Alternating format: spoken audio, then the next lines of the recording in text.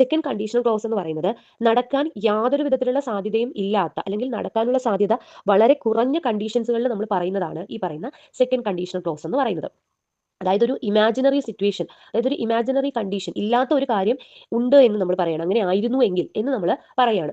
ഒരു സിമ്പിൾ ആയിട്ടുള്ള ഒരു എക്സാമ്പിൾ തന്നെ പറഞ്ഞാൽ നമുക്ക് മനസ്സിലാവും. നോക്കിയേ, സാധാരണ എപ്പോഴും നമ്മൾ പറയുന്നതാണ് if she were a girl, she were a bird, she would fly എന്നുള്ളത്. അതായത് അവളൊരു പക്ഷിയായിരുന്നെങ്കിൽ അവൾക്ക് പറക്കാൻ കഴിയുമായിരുന്നു എന്ന് നമ്മൾ സാധാരണഗതിയിൽ പറയുന്നതാണ്. അല്ലെങ്കിൽ ഞാനൊരു പക്ഷിയായിരുന്നുവെങ്കിൽ, if I were a bird I would fly എന്നുള്ളത്, ഞാനൊരു പക്ഷിയായിരുന്നെങ്കിൽ ഞാൻ പറഞ്ഞേനെ എന്നുള്ളത്. അപ്പൊ അത് ഒരിക്കലും അത് ഹാപ്പൻ ചെയ്യാത്തൊരു കാര്യമാണ്. അതായത് ഒരിക്കലും അങ്ങനെ ഒരു കാര്യം നടക്കാത്തൊരു കാര്യമാണ്. പക്ഷേ അതൊരു ഇമാജിനറി ആയിട്ട് നമ്മൾ പറഞ്ഞതാണ്, അങ്ങനെ സംഭവിച്ചിരുന്നുവെങ്കിൽ അങ്ങനെ ഞാൻ ചെയ്തേനെ എന്ന് ഇമാജിനറി ആയിട്ട് പറയുന്ന ഒരു കാര്യമാണ്.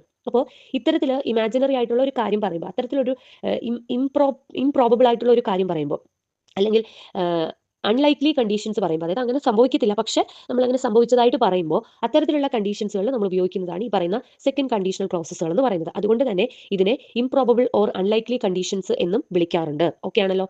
ഇനി നമ്മൾ ഇതിന്റെ ജനറൽ ആയിട്ടുള്ള ഒരു ഫോമുല നമുക്ക് നോക്കാനായിട്ട് പോവാം. അതായത് നോക്കി, ആദ്യം നമ്മൾ പറഞ്ഞു ഇഫ് ഉണ്ട്, ഇഫ് ക്ലോസ് ഉണ്ട്. അപ്പൊ ഇത് മുന്നത്തെ ക്ലാസ് കണ്ടാലേ നമുക്ക് ഇത് മനസ്സിലാവത്തുള്ളൂ, രണ്ട് ക്ലോസ് ഉണ്ടെന്നും എങ്ങനെയാണ് അതിനെ ഐഡന്റിഫൈ ചെയ്യുന്നതെന്നും ഒക്കെ നമുക്ക് മനസ്സിലാവത്തുള്ളൂ. അപ്പൊ നോക്കിയേ, ഒരു ഇഫ് ക്ലോസ് കാണും. ഇഫ് ക്ലോസിൽ ഇഫിനോടൊപ്പം V2 ഫോം ഓഫ് ദി വെർബാണ് വരുന്നത് എങ്കിൽ, V2 form of the verb അല്ലെങ്കിൽ വെയർ, ഡിഡ് എന്നൊക്കെയാണ് വരുന്നത് എങ്കിൽ നമ്മൾ മനസ്സിലാക്കിക്കോണം അത് സെക്കൻഡ് കണ്ടീഷണലാണ് അവിടെ വരുന്നത്. അതായത് ഇഫ് എന്ന് പറയുന്ന ക്ലോസിൽ ഇഫിനോടൊപ്പം V2 form of the verb അല്ലെങ്കിൽ സിമ്പിൾ പാസ്റ്റ് ആണ് അല്ലെ, past form of the verb വരികയാണ്, അതുപോലെ വെയർ വരികയാണ്, ഡിഡ് വരികയാണ്. അങ്ങനെയാണെങ്കിൽ കോമ കഴിഞ്ഞ് മെയിൻ ക്ലോസിൽ എന്താണ് വരേണ്ടത്?